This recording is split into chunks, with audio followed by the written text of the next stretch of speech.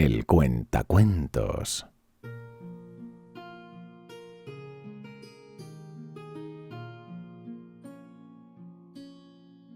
Este relato pertenece a la serie sobre la historia de Warhammer 40.000.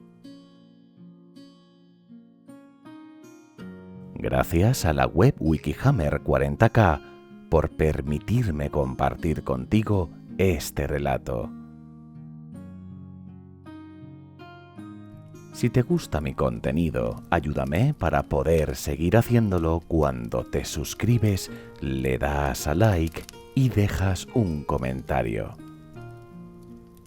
Ahora, acomódate y déjate llevar por esta historia.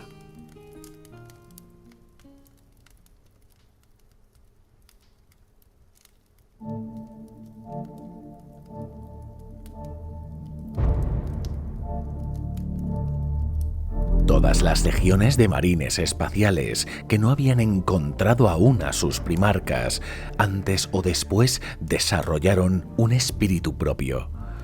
Todas tenían sus propias costumbres, ritos, preferencias, tanto dentro como fuera de la batalla, de la misma manera que las miniaturas se pintan con diferentes colores.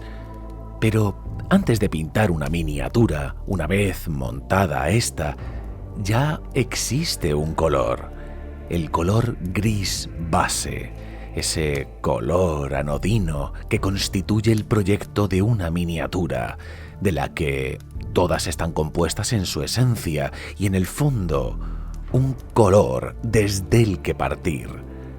Pues hubo una legión que, en vez de escoger su propio camino, se mantuvo con testarudez en la esencia más pura con la que todas fueron diseñadas. Una legión que, en vez de huir de ese color gris, lo abrazó sin dudarlo.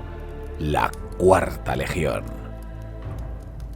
Fundada como sus legiones hermanas en Terra durante las últimas fases de las guerras de unificación, muchos son los detalles que aún quedan de sus primeros días. Se sabe que su primer cuartel general fue fundado sobre las ruinas de una fortaleza rebelde en la meseta de Auro de Secamrak. Las belicosas y sangrientas tribus inclinadas culturalmente al uso de la artillería, sumados a los tecnoenclaves del área circundante, proporcionaron a la legión buena parte de sus primeras oleadas de reclutas, cuando la recalcitrante región fue sometida por completo a la unificación de Terra, convirtiéndose rápidamente en uno de sus dominios más firmemente leales. Los documentos atestiguan que la semilla genética de la Cuarta Legión mostró una adaptabilidad superior a la media, donde las tasas de rechazo de implantes fueron notablemente bajas, especialmente en comparación con las dificultades encontradas en la implantación a gran escala de otros tipos de progenoides, que no serían solventadas hasta la adquisición de los laboratorios genéticos de Luna. Esta ventaja hizo que la fuerza de combate de la Cuarta creciese rápidamente, expandiéndose hasta alcanzar el tamaño de varios batallones listos para el combate, mientras otras legiones nacientes aún no eran capaces de desplegar más que una centuria. Esto, a su vez, hizo que la legión fuese puesta muy pronto en servicio activo junto a la primera y a la quinta. La legión luchó primero en Terra para destruir los últimos elementos de resistencia del planeta y después a lo largo de toda la pacificación del sistema solar. Prueba de esto son algunos frescos supervivientes del Palacio Imperial, que les adjudicaban los honores de batalla de la órbita Cidotide, el archipiélago de Cidek, la estación de hielo Eco y Mechshat. Este último fue quizás el más notorio, ya que fue la última batalla clave en la terrible campaña venusiana y en los registros se citan las filas aserradas y los orgullosos estandartes de acero de la Cuarta Legión, marchando a la batalla bajo el mando directo del propio emperador para quebrar a los ejércitos de letales Lithogolem de las brujas de guerra. Parece que los primeros éxitos de la Cuarta Legión fueron consecuentemente recompensados con prioridad en el reaprovisionamiento con nuevas clases de armas y máquinas de guerra, a medida que éstas se ponían a disposición de los ejércitos del emperador a raíz de su reciente alianza con Marte, así como un notorio incremento a corto plazo del número de reclutas al asignársele los aspirantes terranos originalmente destinados a los que serían conocidos como hijos del emperador para reemplazar las pérdidas sufridas en combate, ya que desafortunadamente esta legión estaba sufriendo una crisis catastrófica con la pérdida de sus reservas de semilla genética. Fue gracias a esta adaptabilidad genética y a su demostrado éxito en combate que la Cuarta Legión se convirtió en una de las más amplias durante los primeros años de la Gran Cruzada, lo que permitió a sus fuerzas dividirse con éxito entre varias flotas expedicionarias de gran tamaño. La más destacada de ellas fue la octava flota expedicionaria, en la que los legionarios de la Cuarta formaron su núcleo y cuerpo de mando. Esta fuerza reclamó 29 cúmulos de sistemas en dirección al núcleo de la galaxia y aniquiló a varios reinos interestelares llenos en una prolongada campaña de 11 años, que fue clave en el establecimiento del control del Imperio sobre el segmentum solar. Todos fueron logros por los que fueron reconocidos y alabados por el emperador.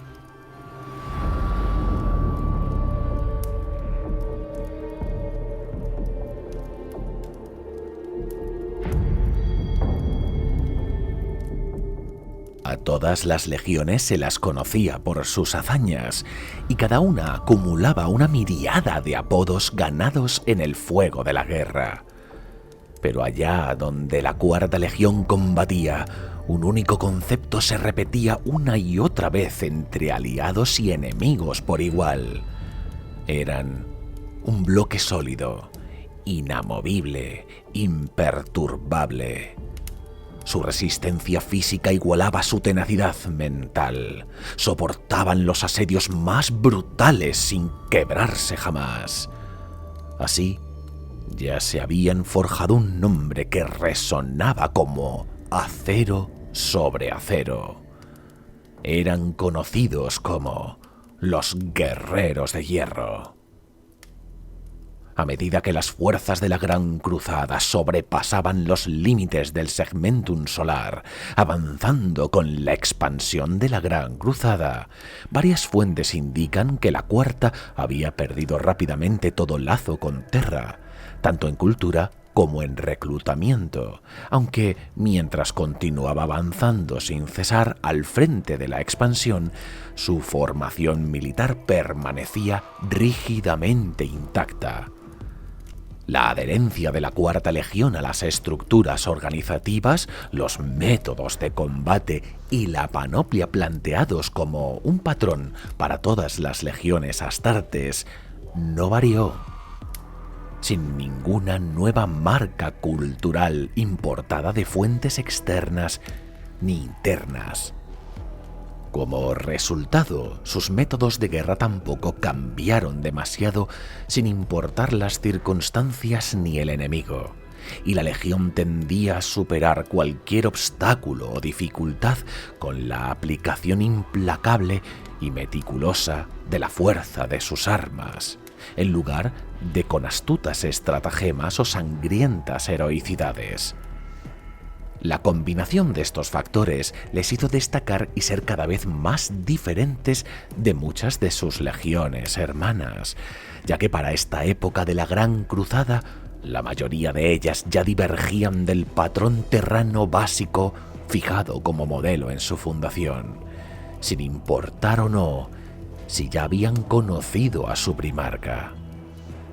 A diferencia de la cuarta, en unas pocas décadas sus hermanas habían evolucionado hasta revelar rasgos de carácter reconocibles y hasta extremos en algunos casos, y modos de combatir idiosincrásicos que se apartaban considerablemente del patrón básico, y la constancia y el pragmatismo de las operaciones de la Cuarta Legión contrastaban con esto. Se dice que estos rasgos les marcaron como combatientes poco imaginativos, mecánicos y hasta deshonrosos a los ojos de algunas legiones astartes y sus señores, entre ellos Horus. Por otro lado, no obstante, para algunos miembros del alto mando de la Gran Cruzada, estos rasgos eran positivos, ya que hacían de la Cuarta una legión más fiable en sus despliegues que algunas de las legiones más quijotescas, y más dispuesta a obedecer órdenes fuera de su propia cadena de mando, sin quejas. Como consecuencia, la Cuarta Legión fue cada vez más usada para librar campañas sin gloria, pero vitales, de desgaste demoledor e interminable derramamiento de sangre.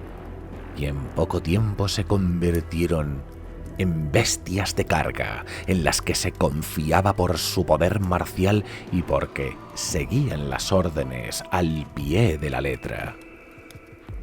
Además, donde otras legiones de tamaño sustancial como las de Leman Russ, Ferrus Manus y Horus se negaban a dividir sus fuerzas por orden de comandantes de operaciones a los que consideraban inferiores por ser meros humanos, la Cuarta Legión no se echaba atrás ante ningún deber al que fueran lícitamente asignados.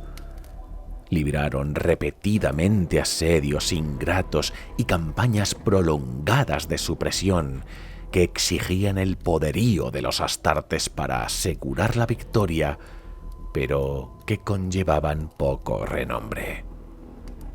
También se encargaron de guarnecer mundos demasiado peligrosos para nadie que no fuese astartes.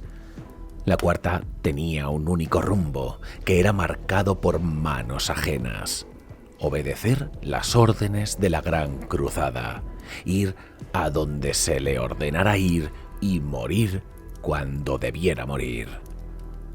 La Cuarta Legión fue de guerra en guerra sin descanso ni fanfarria, engrandeciéndose sombríamente de su, por lo general, ingrato trabajo.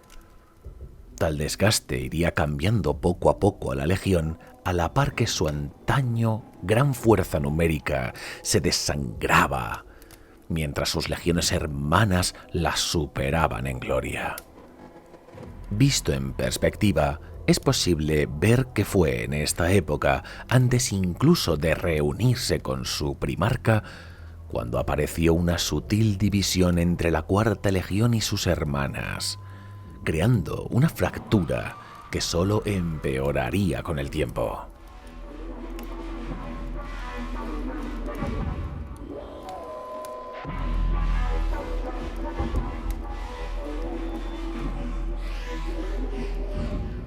Los guerreros de hierro operaron desde sus primeros días con una fuerza determinada y disciplinada, tan sólida e inflexible como el metal del que tomaron su nombre. Sus miembros eran conocidos por ser unos de los más tecnológicamente aptos y habilidosos por vocación, y preferían atacar desde una posición de superioridad aplastante siempre que podían, descargando directamente todas sus fuerzas sobre el enemigo. A medida que su papel pasó a ser el de una fuerza de combate de primera línea, y a menudo soportar el peso de operaciones de combate prolongadas, la Cuarta dio cada vez más importancia a la formulación de detalladas estrategias previas a la batalla y al uso de bombardeos concentrados en masa como precursores del ataque. el cálculo de campos de fuego, el uso de bombardeos altamente intensos y el despliegue de blindados y fuerzas mecanizadas para encabezar los ataques se volvieron los recursos característicos. Para servir a esta inclinación, la Legión también reunía el que quizá fuera el mayor tren de artillería de las legiones de la historia de la Gran Cruzada en su totalidad. Pero aunque estas tácticas indicaban un aparente enfoque cerebral, pragmático y calculado de la guerra basado en diseños terranos, también era igualmente cierto que una vez empezada la batalla, no cesarían en su ataque por nada excepto una orden directa del nivel más alto de retirarse, incluso a pesar de sufrir repentinos reveses de fortuna o bajas inesperadamente altas. Esta amarga testarudez creció con el tiempo dentro de la Legión y casi se convirtió en fuente de orgullo para sus miembros. Se negaban a fracasar, sin importar el coste de vidas, y arrancaban la victoria fueran cuales fueran las probabilidades a fuerza de pura disciplina y potencia de fuego.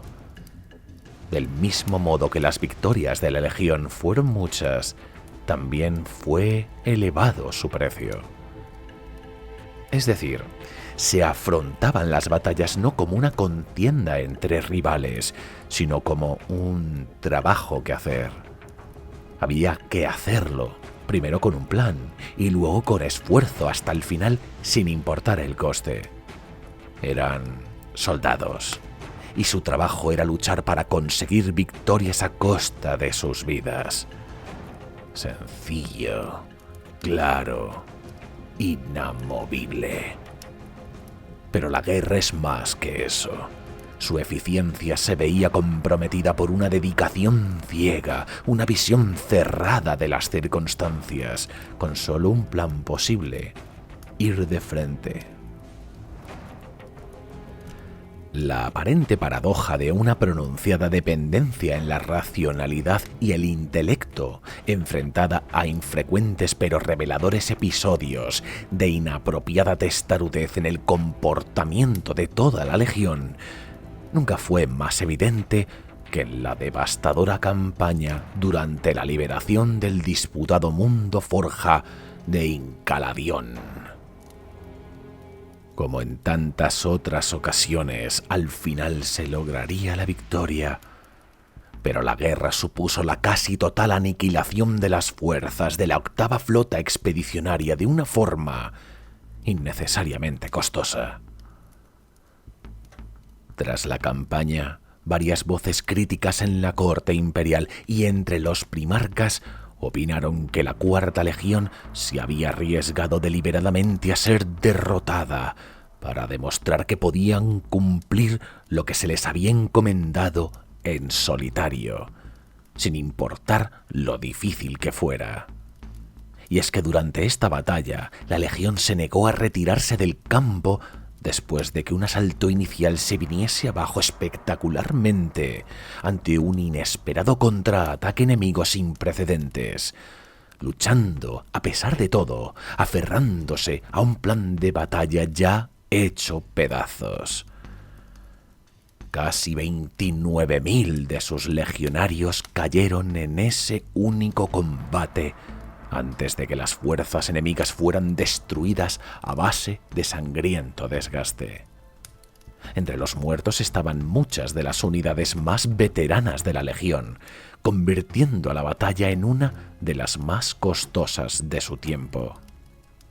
Lo que quedó de los guerreros de hierro tras Incaladión era una legión que ya no volvería a ser favorecida como antes.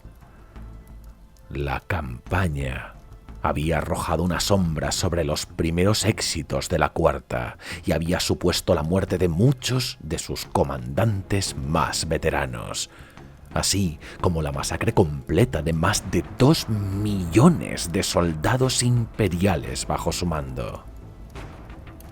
donde antes habían estado entre las legiones más numerosas, la guerra constante y el desgaste habían erosionado sus filas a pesar de que su semilla genética seguía siendo de la mayor calidad en cuestión de facilidad de implantación.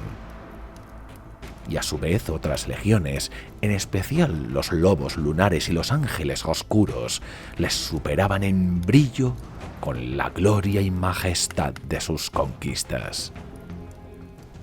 En resumen, la Legión de los Guerreros de Hierro había sido creada para hacer una cosa, y eso era lo que exactamente hacían. Si era necesaria más potencia, la añadían. Creaban planes de batalla y los seguían con precisión sin variaciones. Pero la rigidez, aunque útil, es mala consejera en la guerra. Un entorno donde la adaptabilidad es fundamental si se quiere vencer con eficiencia.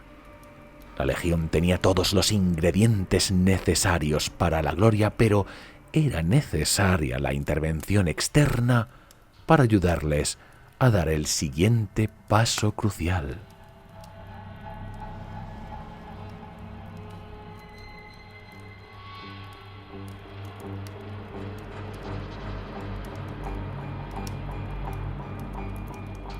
Antes de la llegada del Imperio, Olimpia fue catalogado como un mundo feudal situado en el Segmentum Ultima, en el extremo oriental de la galaxia, justo en el lado opuesto del núcleo respecto a Terra, dentro del sistema Olympia Majoris. Su posición galáctica lo convirtió en una región densamente poblada casi prácticamente desde que los humanos llegaron por primera vez. Durante miles de años, Olimpia fue colonizado durante la era oscura de la tecnología, en una fase de expansión donde se explotaron intensamente sus recursos minerales mediante minería a gran escala. El colapso posterior, durante la era de los conflictos, lo aisló del resto de la humanidad, pero sobrevivió en gran medida intacto. Su conocimiento científico e industria retrocedieron a un nivel industrial preatómico fracturado, estancándose en la ya mencionada sofisticada cultura feudal. De este aislamiento emergió una sociedad fragmentada en cientos de ciudades-estado independientes y satrapías clientelares, similares a las polis griegas antiguas, que competían incesantemente por los valles montañosos más fértiles, mesetas amplias y vetas minerales más ricas, tejiendo una red cambiante de poder y guerras crónicas. 12 de sus gobernantes más poderosos eran conocidos por tradición antigua como los tiranos de Olimpia. Peculiar y oportunista, la cultura olimpiana valoraba la búsqueda de riqueza, seguridad y dominancia, desarrollando una maestría sublime en la construcción de fortalezas, del arte del asedio y de la albañilería. El poder radicaba no solo en tomar recursos, sino en defenderlos.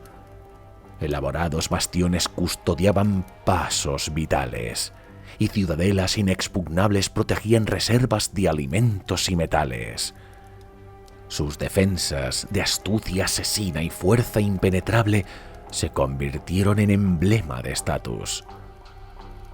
La guerra era un juego complejo de subterfugios políticos, de asesinatos y de asaltos masivos, librada por ejércitos mercenarios de granaderos y artilleros de asalto profesionales. Estos asedios empleaban tanques trepadores blindados de acero, morteros de vapor resonantes e imponentes aeronaves exploradoras elevadas por gases volátiles. Los caudillos debían lealtad escasa a los tiranos más ricos, cuyo dominio se sostenía en posesión, sobornos, favoritismo y miedo, forjando un pueblo estoico y resiliente en un ciclo perpetuo de conflicto.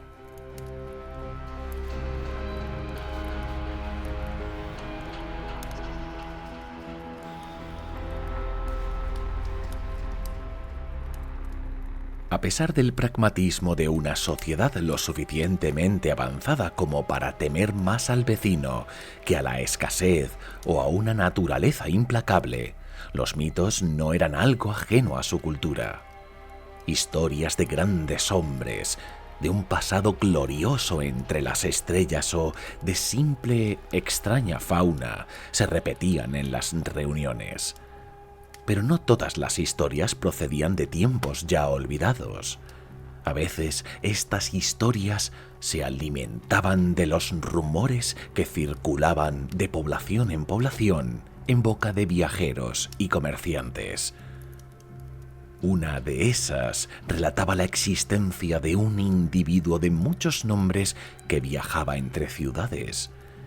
Grandes gestas envolvían su figura, aniquilando monstruos terribles, destacando como gran guerrero mercenario a sueldo de quien pudiera costeárselo, o realizando hazañas de artesanía al alcance de muy pocos, siempre sin detenerse por mucho tiempo en ningún lugar antes de continuar su camino.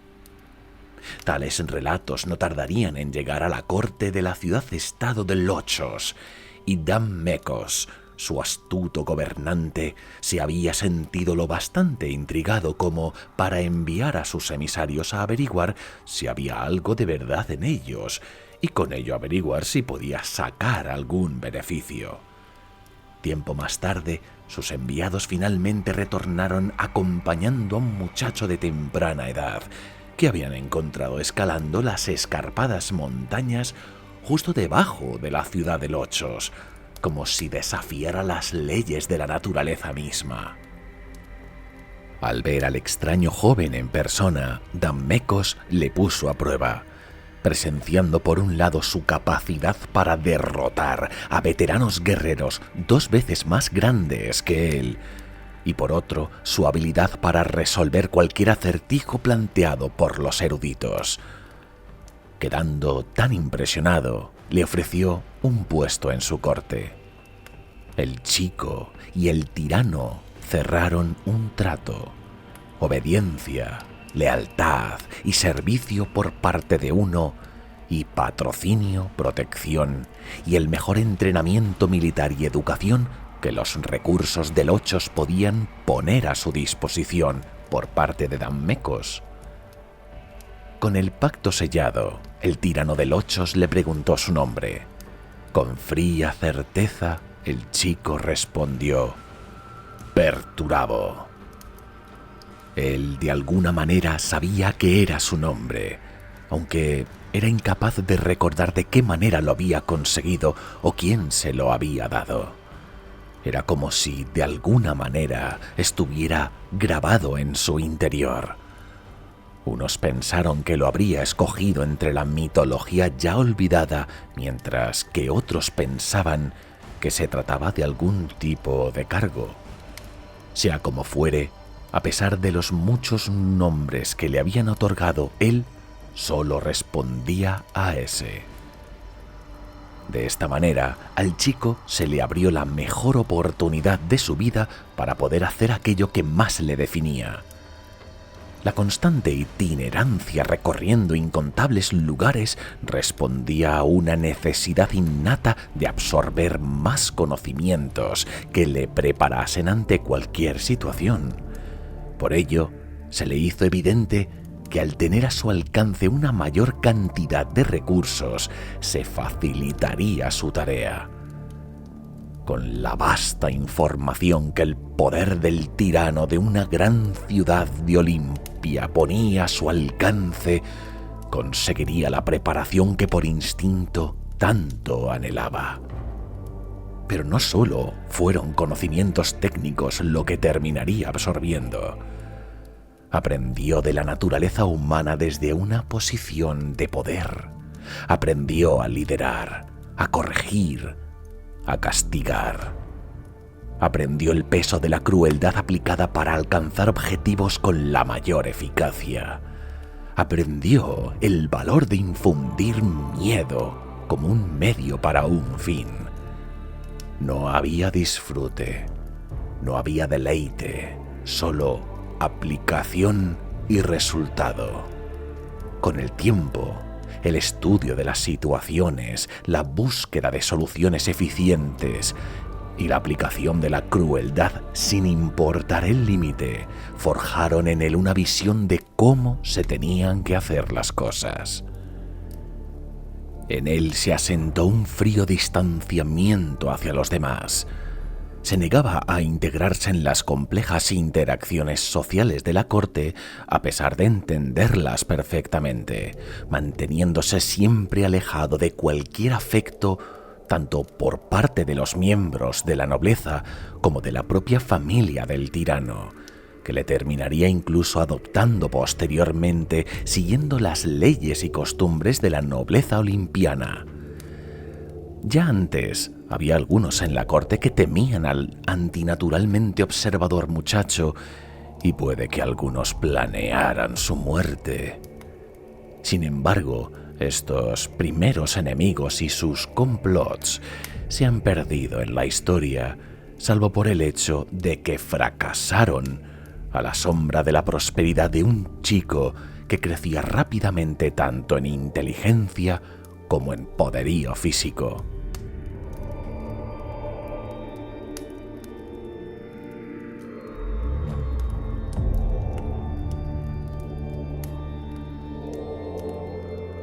Cuando alcanzó la mayoría de edad, Perturabo volcó sus esfuerzos en la práctica de conocimientos adquiridos sobre todo en el ámbito de la guerra, ya que en esto tuvo mucho con qué ocuparse. Dammecos era un tirano poderoso, pero tanto él como su reino estaban rodeados de rivales preparando amargas vendetas, y al haber pronunciado un juramento irrompible, los enemigos de Dammecos eran ahora los de Perturabo. Recibiendo primeros mandos menores, el joven primarca ascendió por las filas de los ejércitos de su casa adoptiva a un ritmo terrorífico. Las victorias se sucedieron bajo sus órdenes y su leyenda creció, al igual que el número de mercenarios y artesanos de la guerra que acudían a ponerse bajo la égida de Dammecos en su ansia de éxitos y botín. Pero pronto Perturabo aportó a Lochos más que simples éxitos militares, y desde el principio su genio destacó no solo en la guerra, sino también en la invención. Habiendo absorbido con una lucidez sobrehumana todas y cada una de las ciencias y artesanías de Olimpia, pronto las superó en todos los niveles, y surgió de sus aposentos un río de planos y descubrimientos que abarcaban revolucionarias máquinas, tratados de arquitectura, métodos de producción, obras pioneras de medicina y astronomía. A pesar de su gran aportación intelectual, fue principalmente por sus logros en la guerra, por lo que nació la oscura fama de Perturabo, naciendo una leyenda llamada el Martillo de Olimpia. Nuevas armas, municiones y máquinas de asedio nunca imaginadas hasta entonces fueron confeccionadas por sus manos, y en pocos años fueron ellas y la autoridad de Perturabo como nuevo caudillo de los ejércitos del tirano Dammecos los que hicieron de Lochos el dominio más poderoso y temido de toda Olimpia, con un centenar de otras ciudades sometidas a su control directo y muchas más obligadas a obedecer a su gobernante. Los éxitos se sucedieron, conllevando que fuera admirado, envidiado y temido. Pero la fanfarria nunca le importó. Hacía lo que hacía porque tenía objetivos que cumplir.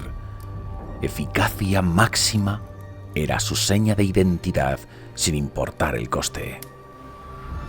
Las docenas de victorias militares de Perturabo no trajeron la paz a Lochos, sino solo dominación y la creciente amenaza interior del asesinato y el envenenamiento. Se cree que se llevaron a cabo muchos grandes intentos de acabar con su vida, tanto por los tiranos subyugados, que pensaban correctamente que sin él la supremacía de Lochos se derrumbaría, como por los que se decían familiares y amigos, pero que en secreto le temían y le envidiaban con odio. El primarca, ahora desarrollado por completo, se alzaba por encima de todos ellos en estatura e intelecto, distante, orgulloso y justamente cauto con amigos y enemigos por igual.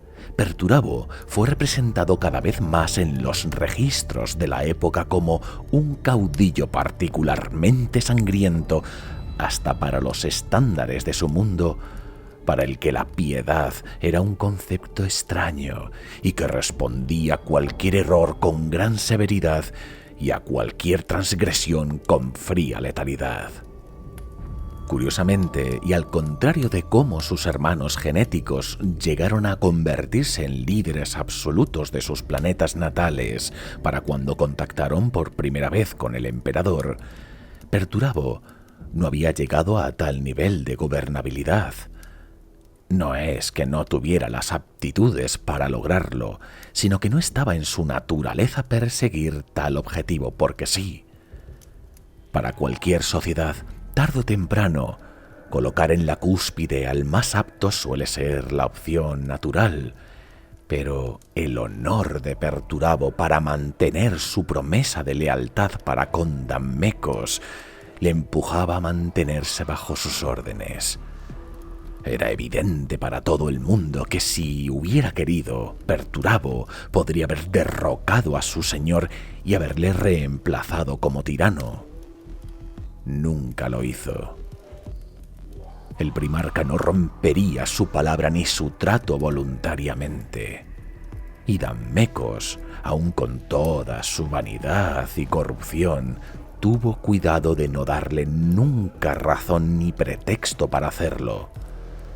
Se cree que, quizás, obedeciendo a su juramento, habría dejado morir al anciano Dammecos de forma natural si no era provocado, algo que no debería tardar en suceder dados los licenciosos excesos del gobernante, y después habría tomado Lochos y toda Olimpia para sí.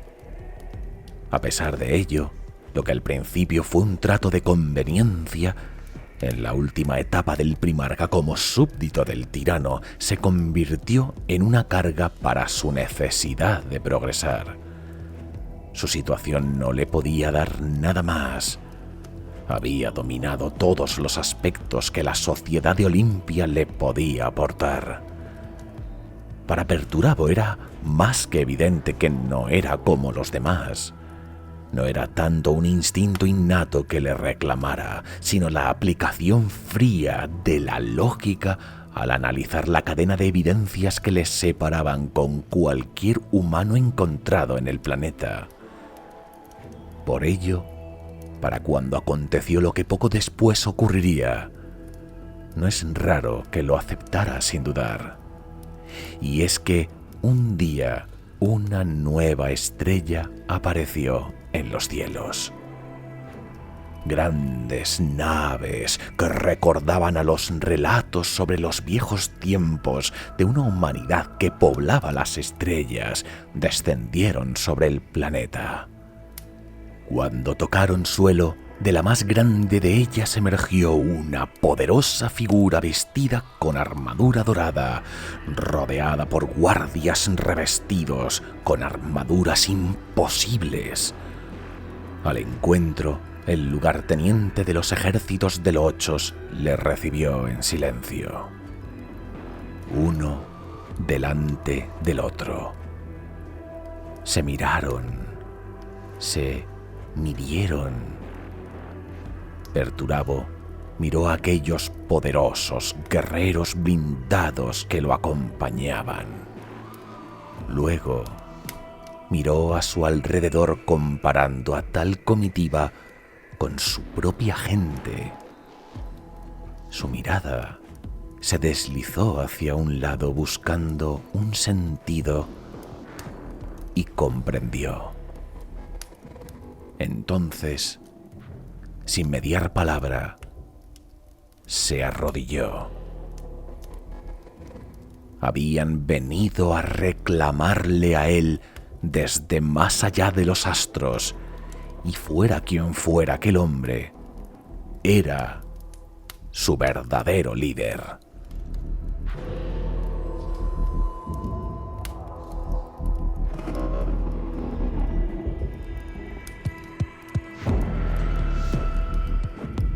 El emperador entonces le explicó en los subsecuentes días tanto sobre su naturaleza, de lo que esperaba de él, como del estado de la Gran Cruzada.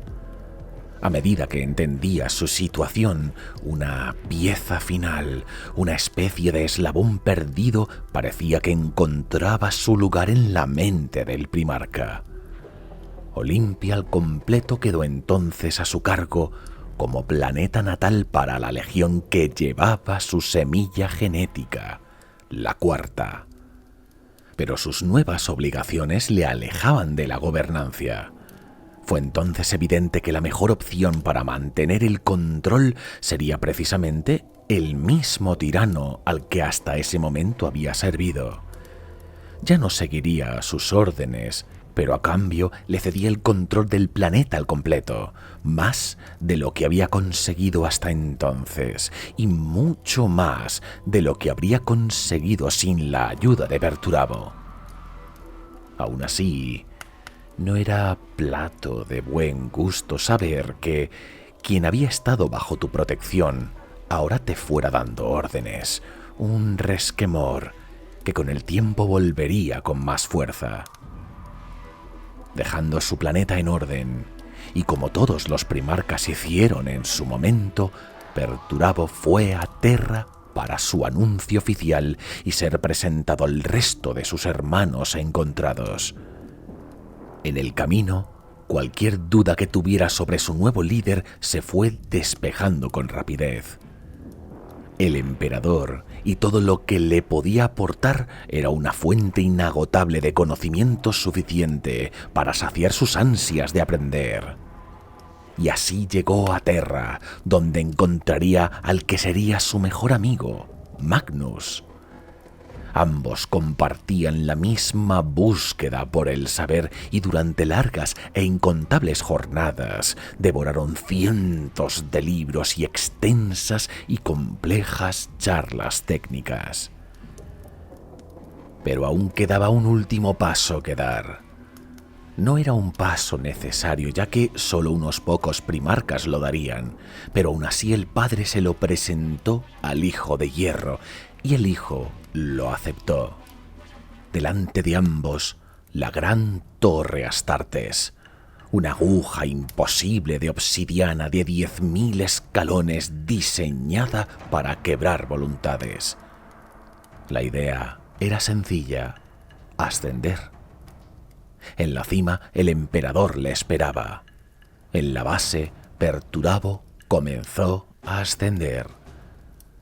Los primeros miles de escalones fueron un desafío físico que su cuerpo olímpico superó con facilidad, pero pronto el aire se volvió denso y una presión psíquica aplastante lo invadió. La mente del emperador lo probaba. A los 8.000 la sangre le brotaba por la nariz. Terribles visiones de Olimpia en llamas los sacudían demostrando su derrota, su ineficacia, y traiciones imaginarias lo asediaban sin que fuera capaz de evitarlas.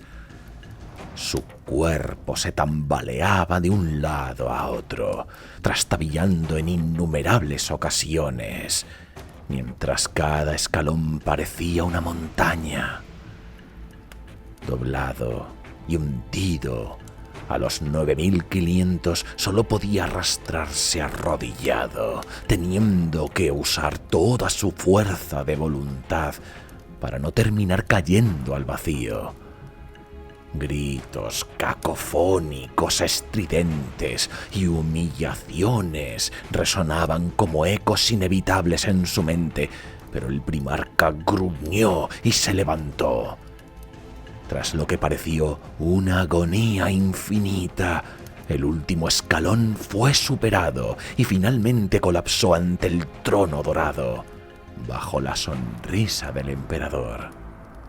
Allí, de rodillas y forjado en un vínculo psíquico eterno, forjó su juramento, sintiendo en su mente el eco de 100.000 almas de la Cuarta Legión gritando su nombre.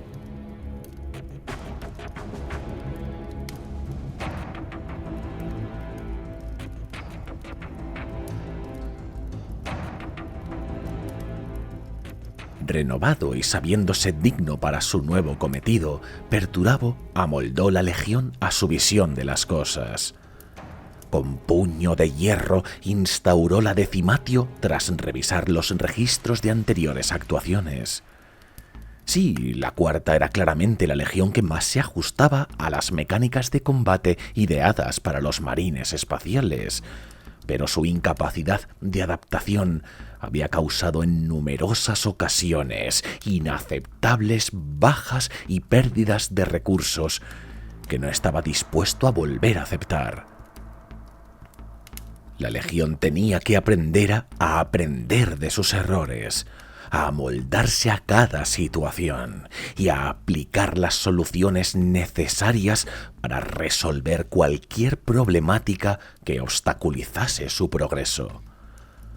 Los amplios conocimientos adquiridos por el primarca en Olimpia en sus constantes guerras de asedio en las situaciones más complicadas, sumados a la vasta cantidad de armamento imperial a su alcance, se combinaron para crear de la cuarta la legión más capaz a la hora de triturar cualquier tipo de asedio.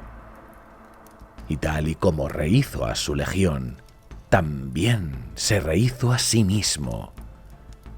Combinando la tecnología imperial al alcance de un primarca con su vasto conocimiento, diseñó la eficientemente majestuosa armadura Logos, modelo Terminator Cataphractii completamente artesanal y equipada con una suerte de cables neurales conectados directamente a su cráneo, que le darían tanto el completo control de todas sus partes en cualquier momento, como la capacidad de transmitir órdenes de batalla a todas sus unidades de manera instantánea, pudiendo absorber datos de manera masiva en tiempo real.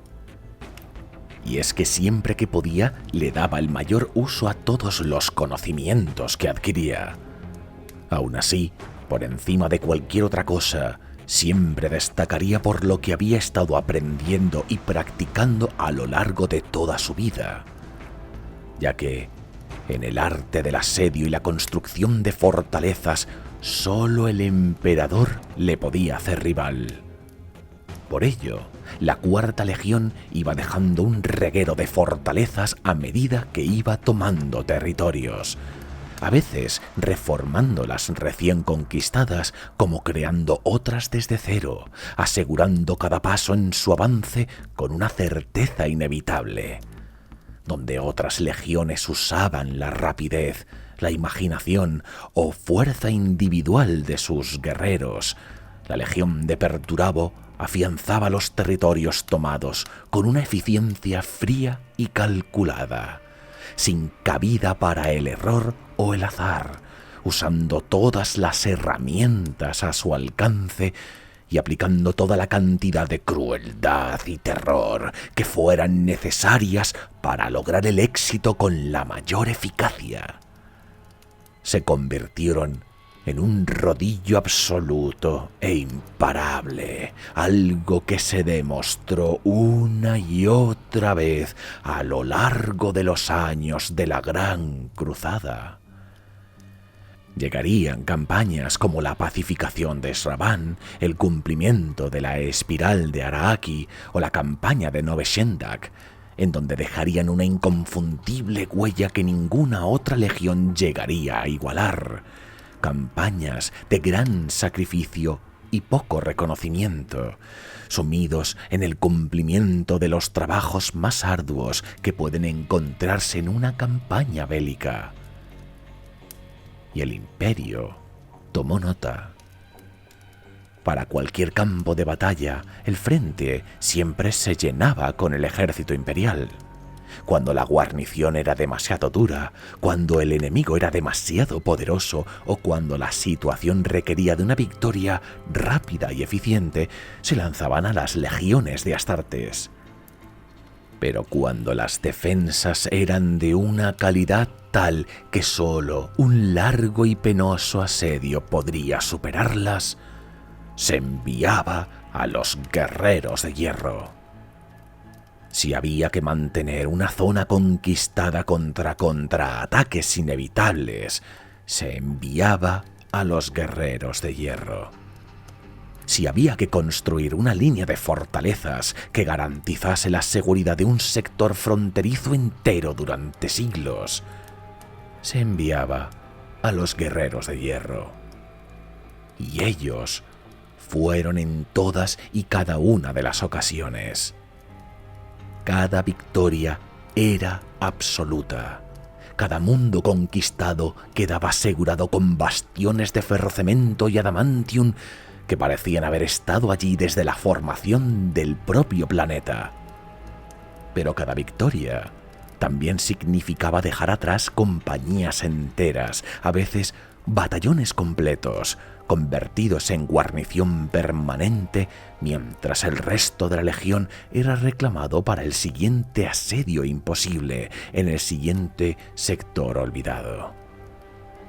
Perturabo se veía obligado a dividir constantemente su legión para asegurar la protección de los bastiones que iba dejando atrás. Y aún así, nunca protestó en público. Sus informes seguían siendo impecables. Sus plazos se cumplían al día. Sus pérdidas eran siempre las más bajas registradas en operaciones de esa escala. Y la legión siguió avanzando, siguió construyendo y siguió rompiendo. Porque el hierro no se detiene, aunque recuerde cada uno de los golpes.